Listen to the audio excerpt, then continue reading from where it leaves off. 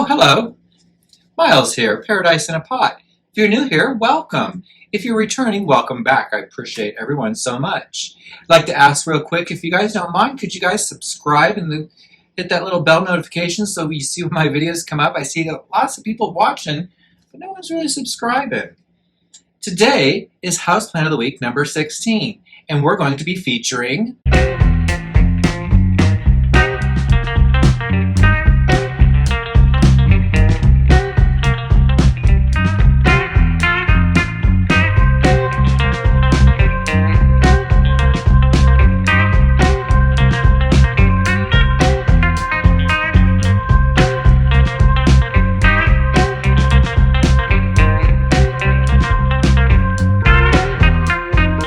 Solanum uleanum. It's from the nightshade family, and it's a rare plant that you don't usually see in many stores.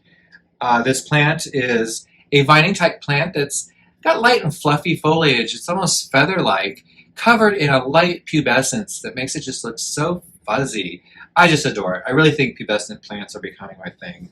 I've got a few others, but this is not this week's houseplant.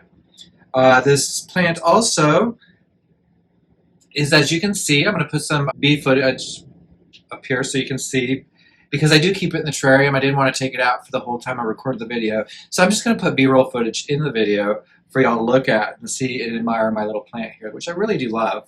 It does need bright indirect light, but not direct sunlight. And it did say in a few articles that I read that if it gets too much light, it'll almost turn brown. Right now, the one I have is so purpley it's almost black, so it's getting the right amount of light. And I'm going to try to keep doing that. If I see it turning brown, they said don't worry about that. That's kind of one of the colors. If it gets too much light, just move it out of the light some and it should darken back up as it grows.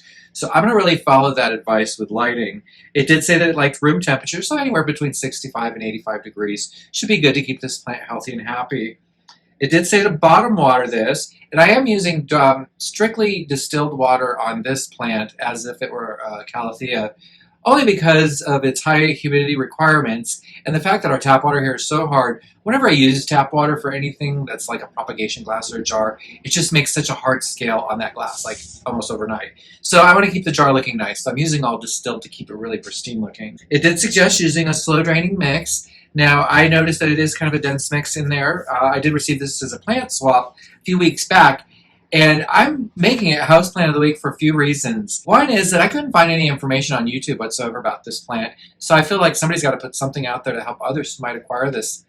Really, it's supposed to be hard to grow, but it's also easy to grow if you keep it in a terrarium. So I did that, and it's a plant that I'm staring at every day right now because I just love it so much that it has to be houseplant. Another thing it did say to do with this plant is to lightly feed it, to give it 1/4 to 1/8 of what you normally give of plant food. So I haven't really fed it anything yet. I'm going to probably keep it on the really light feeding. I might get some slow release fertilizer and put it in there so the plant could just get the fertilizer as it needs it. It does state everywhere I see this plant, 80% or higher humidity. It said that in some cases, it can be acclimated down to a lower humidity. But when they say lower humidity, they're talking like something closer to 50. And I think that y'all on the East Coast get that. But here in Las Vegas, if we're over 8%, we're doing good.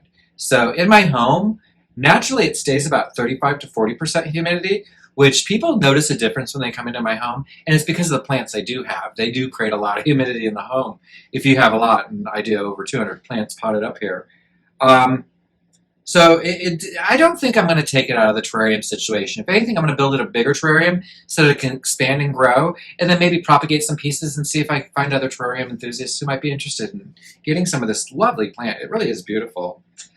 This plant is from Brazil, Colombia, Peru, Ecuador, where it is found growing next to running streams and rivers on the rockier parts of it. So it really likes to be close to water, in the water, next to water. And I do love this little terrarium. I know it's all fogged up right now, but I'll put some really nice bee footage in it when it's not. I'm going to say I find this plant pretty easy to care for, and maybe it's just because I put it right under my nose and look at it every day because it's between me and the TV. So it's there for me to look at. I would say that anybody who keeps a terrarium and who can keep a high humidity in a terrarium would have no difficulty with this plant because that is all I see. It screams for all its requirements.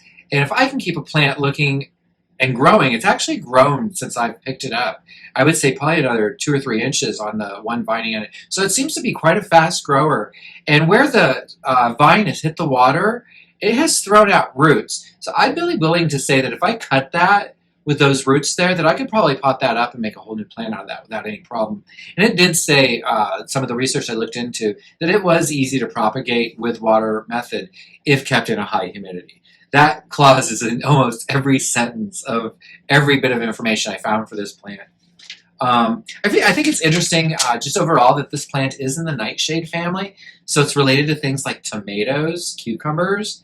So it's really kind of interesting how we get all these plants from South America that have these just absolutely amazing types of foliage. I just adore it. Yeah, I don't think I can really say anything else about this plant than what I have.